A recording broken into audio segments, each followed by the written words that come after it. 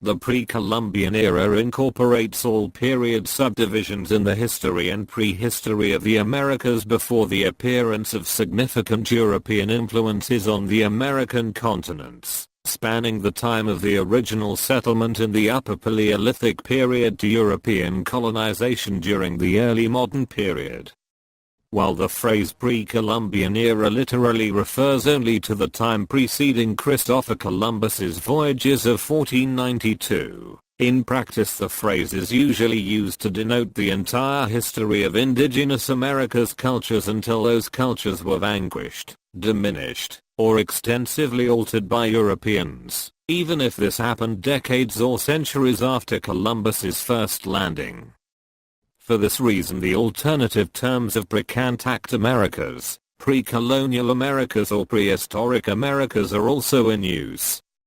In areas of Latin America the term usually used is pre-Hispanic.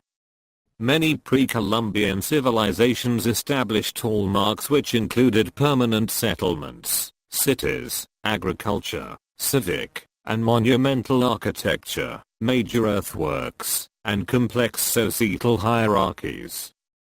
Some of these civilizations had long faded by the time of the first permanent European colonies and the arrival of enslaved Africans late 16th early 17th centuries, one and unknown only through archaeological investigations and oral history. Other civilizations were contemporary with the colonial period, and were described in European historical accounts of the time. A few, such as the Maya civilization, had their own written records.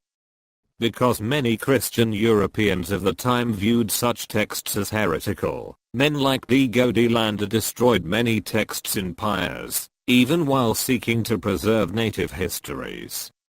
Only a few hidden documents have survived in their original languages, while others were transcribed or dictated into Spanish, giving modern historians glimpses of ancient culture and knowledge.